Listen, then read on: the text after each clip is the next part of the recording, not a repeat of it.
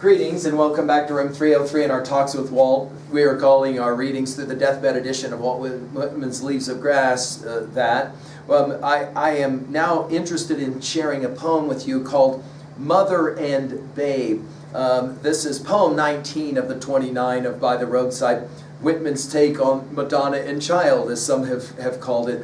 I see this poem as sitting rather nicely connected to Beautiful Women, the poem that we have just recently talked about. And I want to challenge us to see something really interesting here going on in a poem like Mother and Babe. I think Whitman's playing some fascinating games with us. Now, our assumptions here that you've been following our stuff at learnstrong.net, our playlist Talks with Walt, and we've given full lectures over every now line, beginning with inscriptions, worked with an introductory set of comments for By the Roadside, and just finished with Beautiful Women. Remember, we pointed out that these poems all kind of share in common observations, and this is one of those I see poems, as we'll see, the opening two words, I see.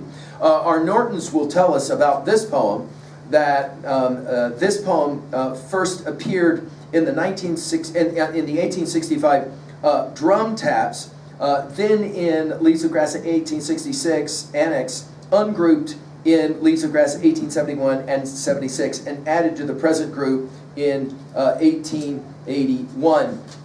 It's just a little two-line offering, as we've seen several of these, Mother and Babe. By the way, let's just remind ourselves that Hear America Singing will have the delicious singing of the mother. And let's as well remember that in Song of Myself, passage 6, that the produced babe of the vegetation. So these are words that we're familiar with from our study of Leaves of Grass.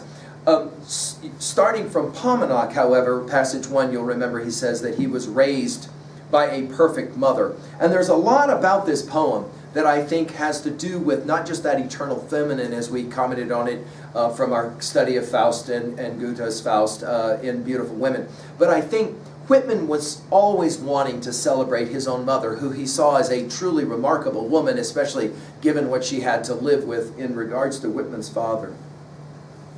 He says it this way: I see the sleeping babe nestling the breast of its mother, the sleeping mother and babe, hushed. I study them long and long. Now, find the construction here to start with at 2b. Notice that just like Beautiful Women, you're going to have a two-line offering with the dash right in the middle of the second line to balance it. Notice that he loves this I see, all the way through Leaves of Grass. It's as if he is somehow wanting to be the conduit to say, look with my eyes and see America, or see situations as I see them. Notice here it will be the sleeping babe that is nestling. Now, we're going to see this a couple of times used as well in Leaves of Grass. Savantism that we've already worked with, we saw this word used. And when we get to lilacs last in the dooryard bloomed in passage 14, we're going to see it again. This nestling is a great word. Of course, nestling in a nest, often made by grass, and to that degree, obviously, we're back to the title. Nestling the breast of its mother. It's an image that is beautiful. You'll remember this has resonances from I Sing the Body Electric, passage 2, at the mother's breast with the little child. You'll remember those lines. The sleeping mother. Now notice it's not just the babe is sleeping, but the mother as well. And then the dash. Hushed, and this is going to be one that we're going to hear when we meet drum taps. Hushed, and then I study them long and long. And of course, long and long is a construction we've seen a number of times in Leaves of Grass. Well, what is it exactly do you think is going on here? Well, possibly I think we could argue that Whitman is wanting to continue to celebrate the idea of motherhood and the power of motherhood, the beauty of motherhood. At 2b, though, I'm very interested in word choice here of nestling, but I'm more interested in this I study. Notice we start with I see and then I study.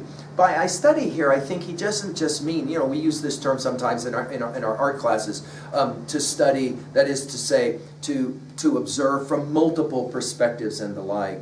At 3a, we've mentioned Faust's eternal feminine leads us aloft. I want us to as well think about the Madonna and Child Michelangelo and all the other important artists that will play around with this idea of the power of the mother and the child. And in some ways, what is it that's so significant for Whitman about motherhood and childhood?